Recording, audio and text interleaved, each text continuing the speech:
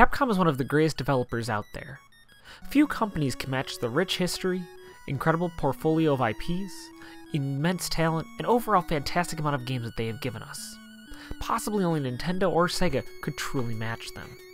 Hell, no one in the early to mid-90s could touch them in the fighting game genre. The amount of just fantastic fighting games they have is absurd. Which makes Capcom's fall from grace all the sadder. Today they are known almost as a joke, a shell of their former selves, and are generally considered to be on rough financial times. Which is sad because even now, they still take risks with unknown new IPs like the underrated Remember Me or the great Dragon's Dogma, or bring back old faces like Strider or DuckTales. Sadly though, most of the heavy lifting isn't done internally, but by outside devs, and they're usually Western.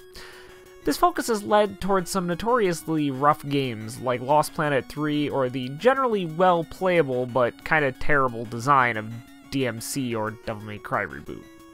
While Capcom still works on a few franchises internally like Street Fighter, Monster Hunter, and Phoenix Wright, the output from their internal studios has downgraded significantly over the years.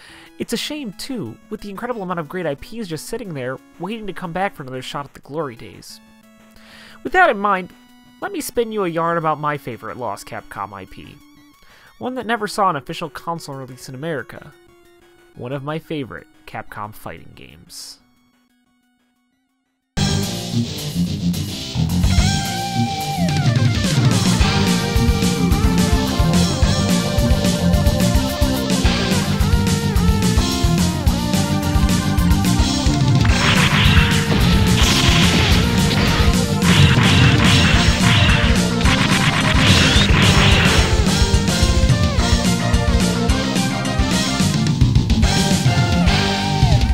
Cyberbots.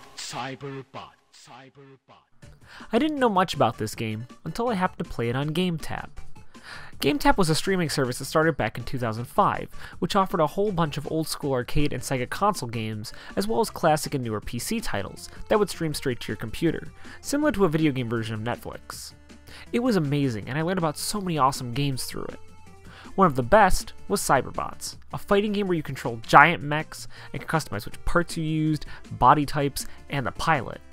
It was so different from the fighting games I was used to, and I instantly fell in love. However, GameTap never really caught on, and these kind of games were dropped soon after launch, leaving me to hope it would someday see a full console release.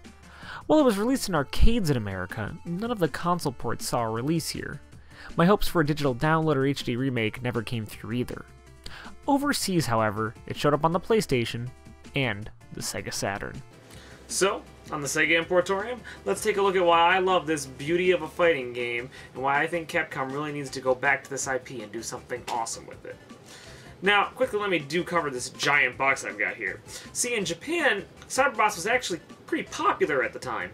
Popular enough to get a limited edition release, which I'm holding right now. Being the fan that I am of the series, I knew when I imported this I had to have the nice edition. So let me show you this really quick out of the box. So here's the limited edition of Cyberbots for the Sega Saturn. It's a nice package, and one of the nice little touches is that it actually has some artwork right on the flaps of the box, which is a pretty cool touch. It's also individually numbered. The thing had a print run of 50,000, which is pretty high for a limited edition, but that's kind of nice since it meant it was pretty easily obtainable by anybody who wanted it. So what comes in it is, of course, the game, which comes in this little white case thing, which keeps it the box level and not to be damaged. But more importantly, it comes with a cool art book, which comes with all kinds of designs, concept art, music sheets, a couple pages from a manga, among other things, and it's a pretty nice piece for any collector or fan of the series. But the cooler thing is the DX secret file, which is just a pop-up diorama of the console-exclusive robot, Zero Goki, who's actually just a design of Akuma from the Street Fighter series. But really, this is all fluff, and it's more about what the game was like.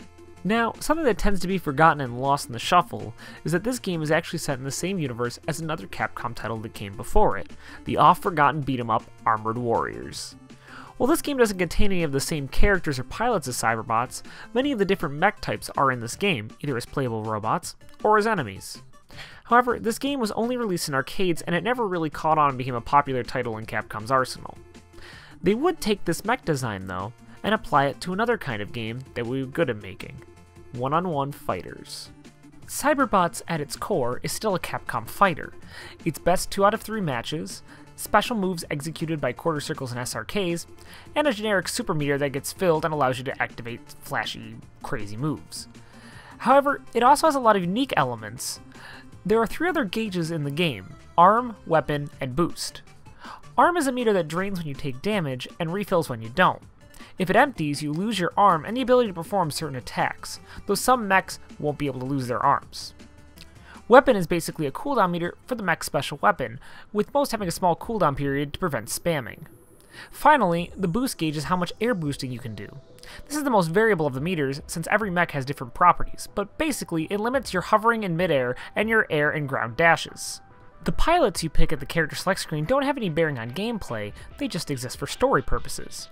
But surprisingly, many of the characters are interesting and generally well designed and memorable. 2 of them may look very familiar, as Jin has appeared in Marvel vs. Capcom 1 and 2, as well as this game's spiritual successor, Tech Romancer.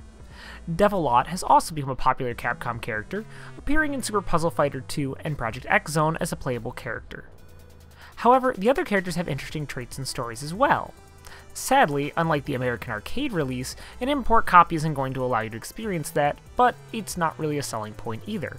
If you bought this, you just want to fight some giant robots. As far as how it performs, it runs great on the Saturn hardware and runs almost arcade perfect. However, if you happen to own either RAM card for the Saturn, you can pop that baby in and add back in many of the dropped frames of animation as well as some of the dropped graphical effects back into the game. This allows the game to run almost identical to its arcade counterpart. However, this does cause some extra load times, so there is a bit of a trade-off, but I say it's worth it because the game looks gorgeous in action.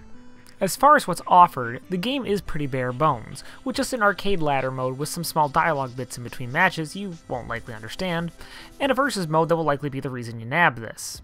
The console port also added the aforementioned Zero Goki mech that we showed earlier in that limited edition diagram fold-out thing.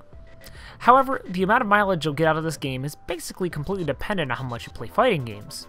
It's not going to convert you into a fan if you aren't already, but you may find a new favorite if you are a fan of Capcom fighters specifically, or just fighting games in general, or if you really like giant robots. Far as importing, a normal just disc-based copy of the game is going to run you about $20 to $30 right now, which isn't too bad all things considered for a fighting game that didn't come out in America. However, if you want the big fancy box I showed off earlier, this could run you anywhere from $50 to $100. So unless you're a really big Capcom fan, Cyberbots fan, or just generally like really fancy box stuff, I'd probably back off on that one, especially because you're going to probably be importing from Japan, which is going to add a whole lot of shipping cost to it. But as far as Cyberbots a game goes, it is one of the best fighting games on the Saturn, and it's one of the most unique as well, and one of Capcom's best efforts that really doesn't get the credit it deserves. However, it's also a very bare bones port, so if you're looking for a lot of features like a story mode or lots of good training options, you might be a little bit disappointed. But if you're looking for a new way to play a 2D fighter and something a little bit original for your Sega Saturn, you can't go wrong with some good old-fashioned giant robots fighting, and you get that in spades with Cyberbots. As always, thanks for watching, and the Importorium is closed.